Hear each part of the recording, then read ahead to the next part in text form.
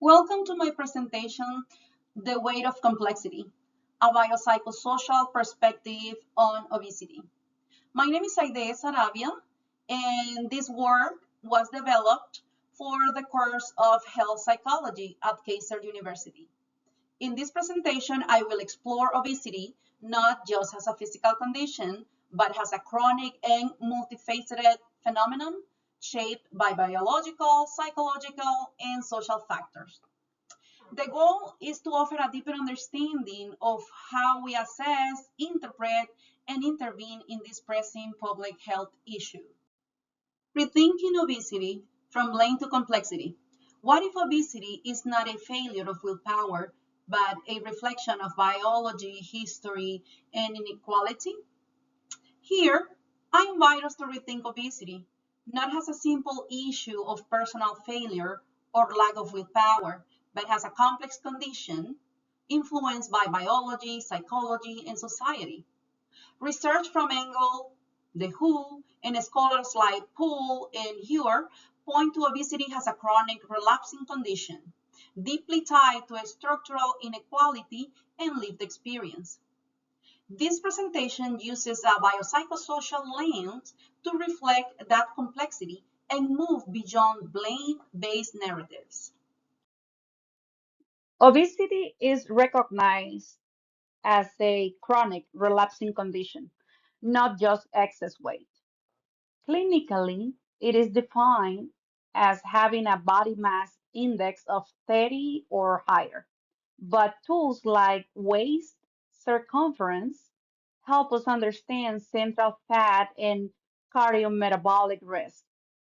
Still, BMI has limitations.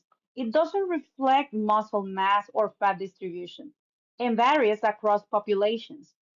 So, while numbers matter, obesity must be understood as a multifactorial condition beyond just measurements. Now, let's look at the biological foundation of obesity. Genetics can predispose individuals through mechanisms like FTO gene variants affecting metabolism and appetite regulation. Hormonal imbalances, particularly with leptin and ghrelin, disrupt hunger signals. Neurobiological factors, such as heightened reward sensitivity, can intensify cravings for high energy foods. And finally, chronic inflammation and gut microbiome uh, imbalances contribute to metabolic dysfunction. These biological elements shape susceptibility, but always interact with psychological and social influences. Social factors play a decisive role in shaping obesity. Low socioeconomic status often means limited access to nutritious food or safe spaces to be active. Weight stigma leads many to avoid healthcare or experience emotional distress that affect eating behavior. Cultural and family norms can shape beliefs around food and body image. And finally, the built environment, like food deserts or lack of sidewalks, can make healthy choices harder to access. Together, these forces create conditions that sustain inequality and reinforce obesity risks.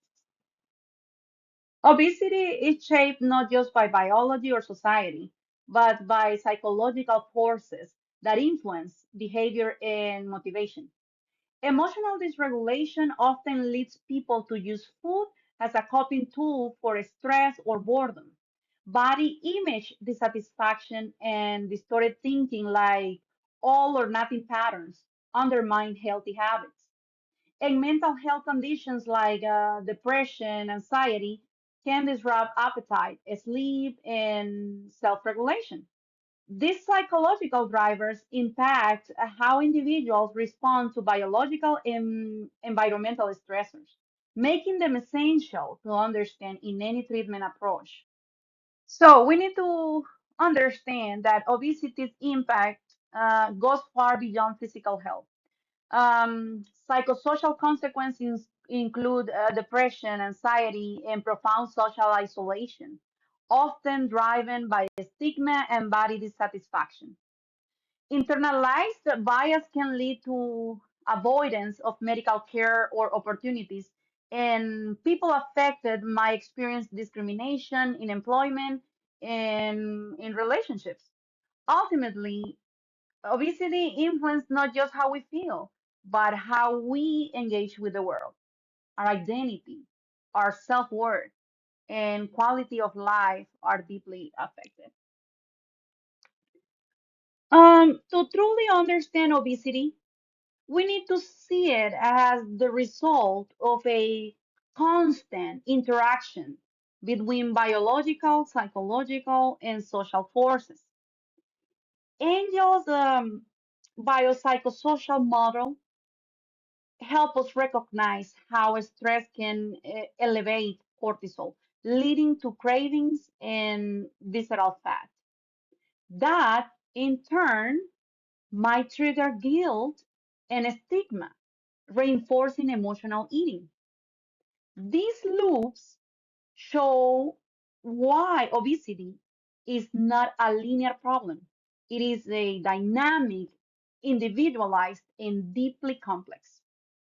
And that's exactly why treatment requires more than a one size fits all approach. To evaluate obesity effectively, we need to look at the whole person. Biologically, measures like BMI, waist circumference, and lab results can show physical risk, but that's just one layer. Psychologically, we assess emotional eating, trauma history, and mood disorders that shape behavior. Socially, we explore access to healthy foods, cultural norms, stigma, and support systems. Integrating these domains allow us to see how obesity develops and persists uniquely in each individual, and tailor interventions that actually fit their lived reality. Treating obesity effectively means working across biological, psychological, and social domains. Biologically, medical nutrition therapy and activity plans set the foundation, sometimes supported by medication or bariatric evaluation. Psychologically, strategies like CBT, body image work, and trauma informed care help rebuild motivation and self perception. Socially, addressing stigma, improving access to resources, and building community support makes treatment sustainable. In the end, compassionate, coordinated care is what makes long term change possible. Culture plays a major role in how people experience obesity. Traditional foods often carry deep emotional and ancestral meaning, yet might clash with conventional dietary advice, creating tension between cultural identity and medical guidance. Migration and acculturation bring changes to eating patterns, along with increased stress that can raise obesity risk. Even stigma is not universal. Some societies shame larger bodies, while others normalize or even value them. So, understanding obesity through a cultural lens means tailoring recommendations, not imposing standards.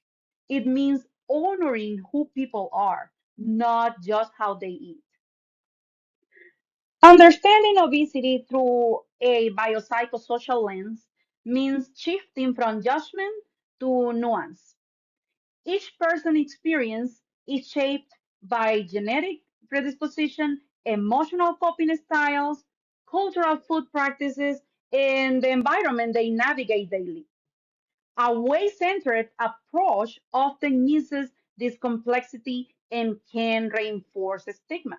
So instead, we need to ask better questions, not just how much do you weigh, but what's going on in your life, your health, and your context. That's where meaningful care begins. To assess emotional and cognitive aspects of eating, the binge eating scale, or BES, is a widely used tool. It is a 16-item questionnaire that helps identify the severity of binge eating, um, behaviors, which often correlate with poorer weight loss outcomes. More than just measuring behavior, it captures the psychological experience behind the episodes, like guilt, lack of control, and mental distress. Using instruments like the BES ensures that treatment is not just about calories, but about understanding how eating is linked to emotion and self regulation. Let's take a look at what the research tells us. Biologically, neuroimaging shows that individuals with obesity often display heightened activity in reward centers when exposed to food cues, pointing to altered dopamine pathways. Psychologically, emotion regulation difficulties and internalized bias are tied to binge eating and weight cycling. And socially, disadvantage and stigma increase obesity risk, even beyond calories intake. Studies also show that integrated approaches like CBT plus community engagement lead to better outcomes than medical treatment alone. Obesity truly demands a multidimensional response. To close this section, here are some key questions that challenge how we think about obesity. Should healthcare prioritize weight loss or focus more on behavior and well being? Can psychologists avoid reinforcing a stigma even when using metrics like BMI? What cultural values should guide treatment goals? And finally, how should we define obesity? As a disease, a behavior, or both? These questions don't have a simple answer, but they help us move toward more ethical, person centered care within a biopsychosocial model. While research on obesity has advanced, several gaps still remain.